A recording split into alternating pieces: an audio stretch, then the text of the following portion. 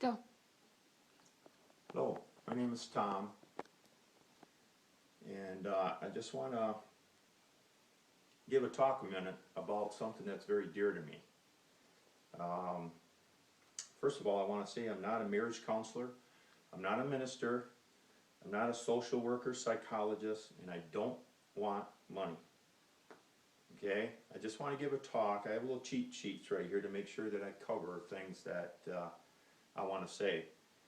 But it's something that's dear to me. And basically, I want to give a short talk, if I may, about a spouse like myself that may be, or might be in the same boat as I, living with a spouse that has a very serious or terminal illness. And I wanted to encourage you to think about staying with your spouse in case you're thinking about walking on them, leaving them for one reason or another. And just to remind you of the vows that you may have forgotten and encourage you to stay together. Now, what I want to say, I'm a little nervous. What I want to say isn't intended to make you feel guilty or have supreme regrets or anything like that, but if you're in the throes of possibly leaving or entertaining those thoughts, I'd like to ask you to please reconsider.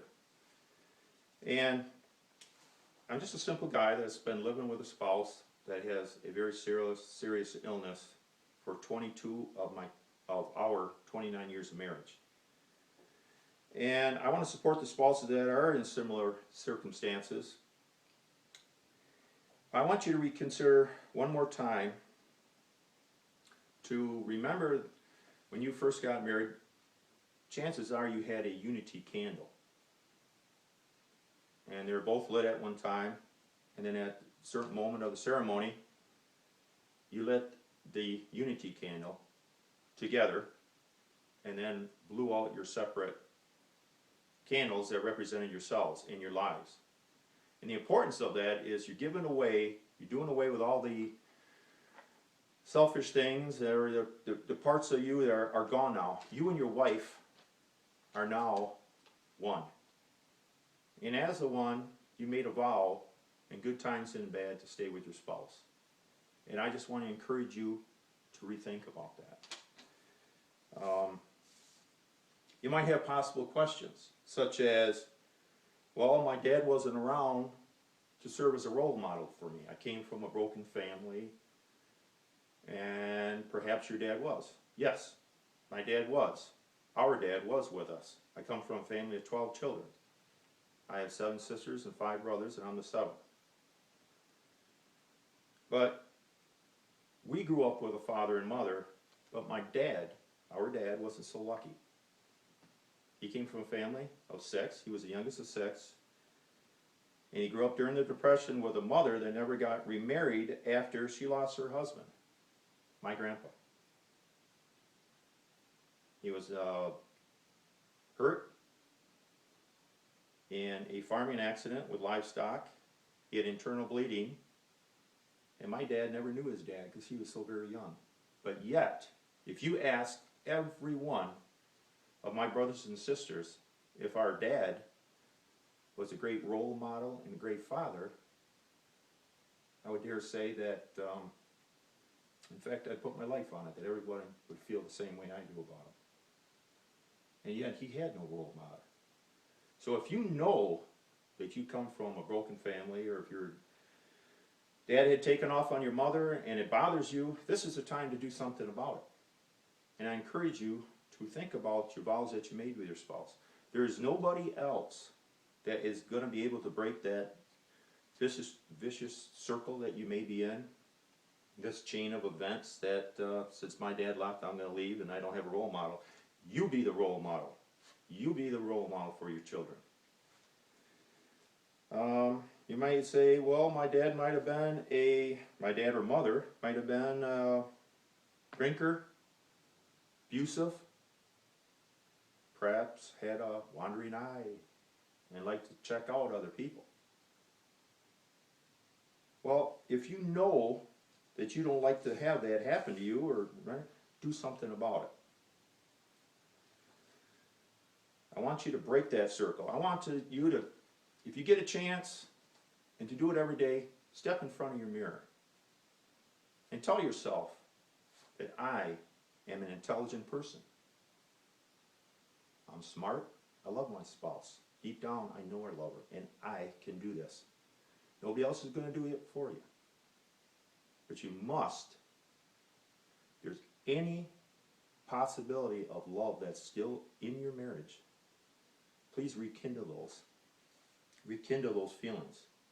I want you to think of your spouse and get to that point in your life where you feel that she's the best thing that ever happened to you since sliced bread, peanut butter, and apple pie, perhaps. I know that sounds kind of corny. Maybe something else rings in your head that makes you just remember your spouse and the great times that you had. But one thing that you must do, and it's so very important, and this is what I feel in my heart, is that you almost got to take selfishness and kick it out of your life. Just like taking a football and drop kicking that puppy right out of your life. Selfishness has got to go. No more as it have to be, it can be in your life. I want you to look at your spouse, your children, as the things that are more important to you than anything else. Besides your love for the Lord, I want you to be thinking of them. I want to get you to a point where you can't wait to give your spouse a call when you're on a trip. Or you can't wait to stop at the local flower shop or perhaps card shop. Or maybe even to write a love note to her or him before you leave. And just rekindling that time, those feelings that you had. Now you might have a situation where one or both, or one of you or whatever, is bedridden and they're not mobile. They might be in a wheelchair or walking with a cane. And you might think, well, I didn't buy into this. Well, yes, you did. Because when you made a vow, you mentioned in good times and in bad. I almost feel like sometimes that it should be reversed, and your vow should be in bad times and in good. So that you remember those times that you might have troubles, and you work through those. Now, I have issues with my wife, just like other normal married couples do. But to me, it's the attitude that you have in entering those arguments. I've had to watch what I say and work on any temporary issues. Like I'm saying right now, I'm speaking from the heart. I'm no professional speaker or whatever. But if I can help two couples or a couple that are thinking about possibly walking on each other, please reconsider some things.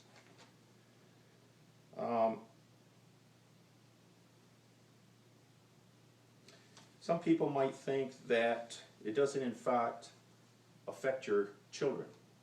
Well, yes it does. Due to the divorce rate that's astronomical in this country, let alone the world,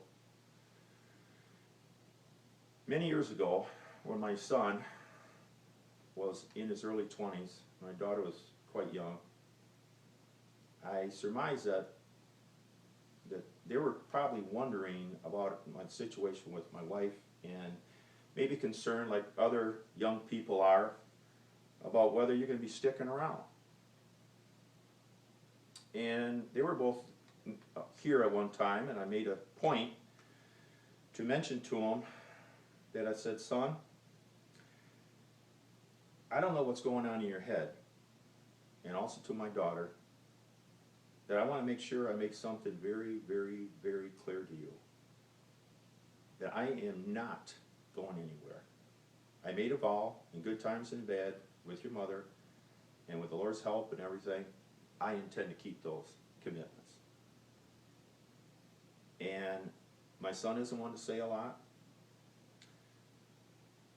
And he gave me such a hug about broke my ribs. And he didn't need to say a lot. And my daughter, it affected her where she started crying. But they needed to hear that, and your children also need to hear that, not only for their emotional well-being, and that when they enter in a relationship with another person, that they remember how you acted with your with their mother or their dad. That one way is breaking that cycle that they might have never seen before. You have got to be the role model for your children.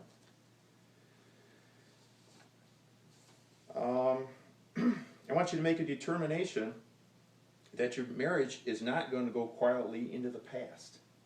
That only you are going to be able to affect this. I want you to make deliberate steps, proactive steps with your spouse to assure that that does not happen. It does not go quietly in the night, that it lives on. Maybe back years ago, I'm sure if you were any normal person in a relationship, one time or another you probably sat around a campfire.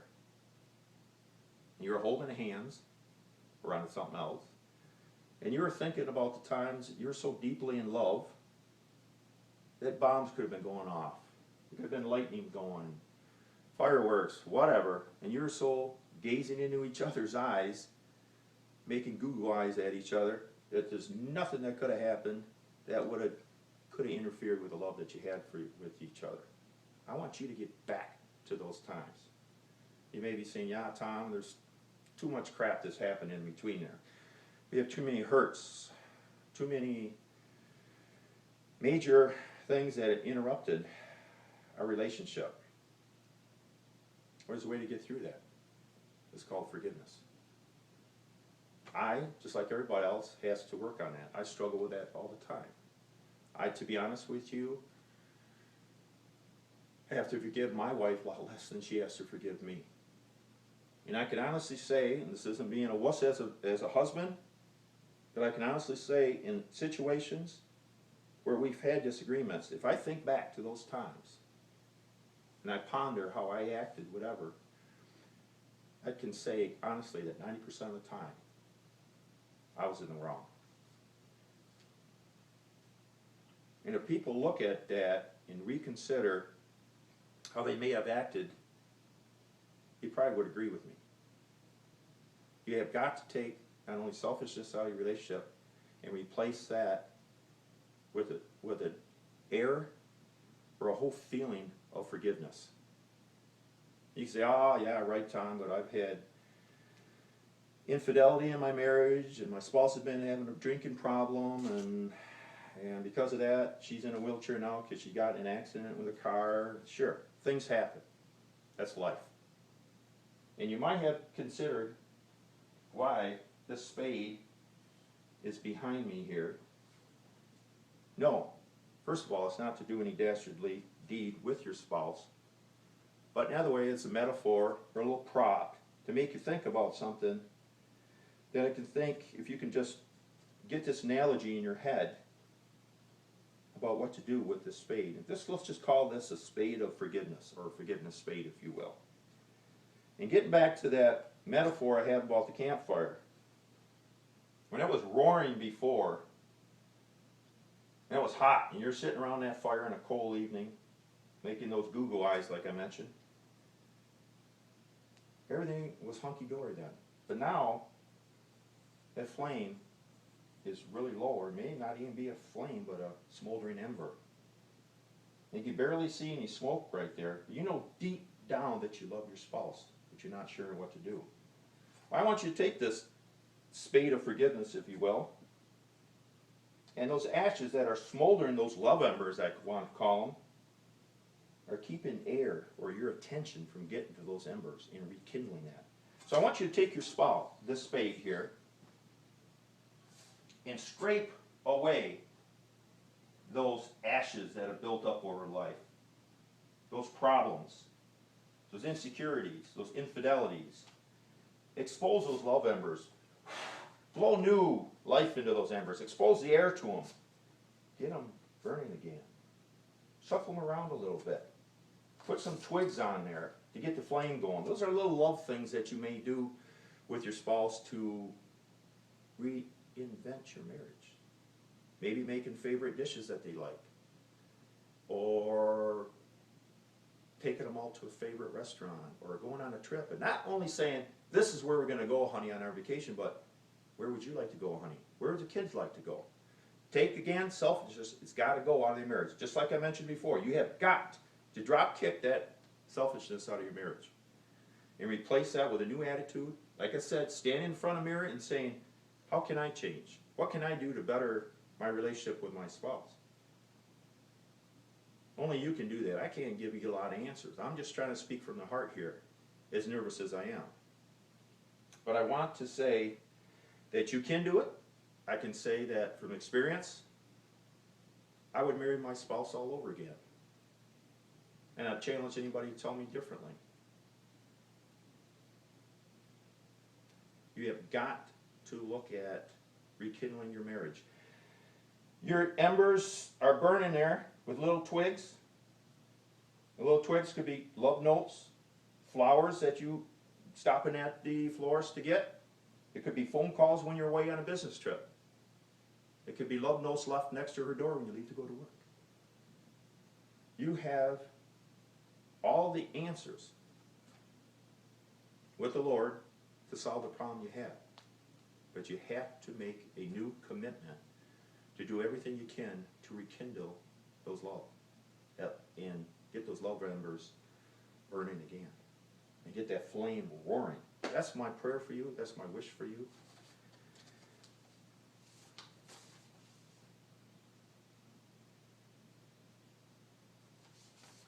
I think I've covered the things I wanted to say, but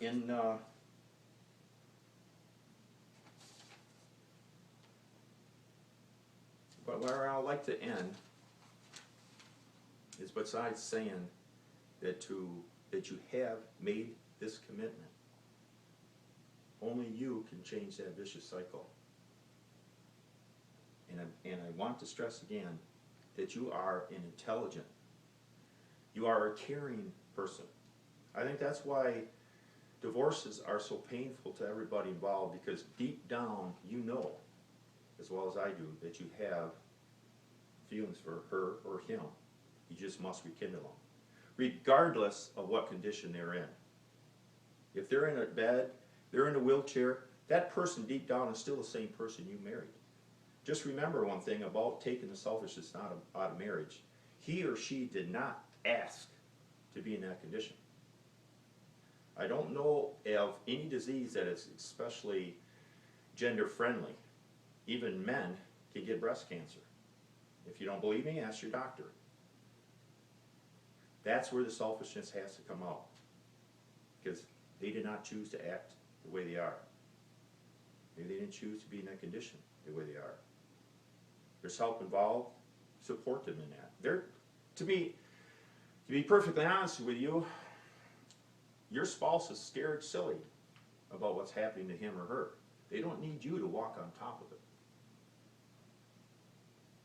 So if there's any way you can rekindle those love and share in her or his pain, the neat thing about that is when a spouse knows that all your intentions are of an unselfish nature, I think human nature is that they want to reciprocate. In other words, do likewise. So instead of you drawn away from each other, now you're coming together. And that's the whole thing about your unity candle, in marriage, was to have that unity of working together, not drifting apart. I see so many people when they're in restaurants right now, and this is the age of technology and everything else. And you see the kids on their cell phones, and husbands and wives. One time I was sitting in a restaurant, they had a husband, wife, and 3 kids. And we're waiting to get seated, and I saw everyone on their cell phone. Nobody communicating with each other, but all texting or playing a game. And our days are so tight right now as far as time to give to each other. And I thought, what a sad situation. We're losing the aspect of communicating with each other. And I know technology can open up stuff. You can text people and they could say, well, I better communicate with my kids. And well, when you're around them and you have the ability to talk to them, put down the cell phone and talk to them. Kids need appropriate physical touch every day. Appropriate physical touch. Could be a hug. It could be arm around the shoulder. It could be a touch of her hand to get a kid or their wife to open up and talk about their day. That's so very important. That's so much more important than somebody playing a game on a cell phone or texting somebody somewhere God knows where when you have the opportunity to better your marriage and better your relationship with your spouse or your kids right then and now. Don't let another minute go by about that. Like I said, technology is great, but not as important as the communication you have between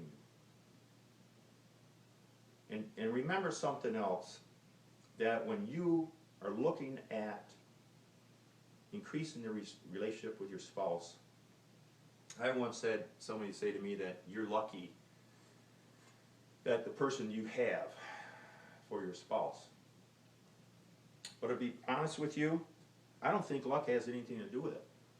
Any marriage, regardless, I think, of your financial situation, your background, whether you're white, black, Asian, or whatever, it can all make it if you have both parties that want to. If you take selfishness out of that case and try your hardest. You can leave luckiness or anything like that to the horse tracks and casinos and lottery systems. You know, you can leave luck for them, a lottery ticket. But in marriage, it's not about luck. It's about perseverance. Any marriage can make it when you have both parties. And I want to reiterate that so much. You have both parties that are trying to be together.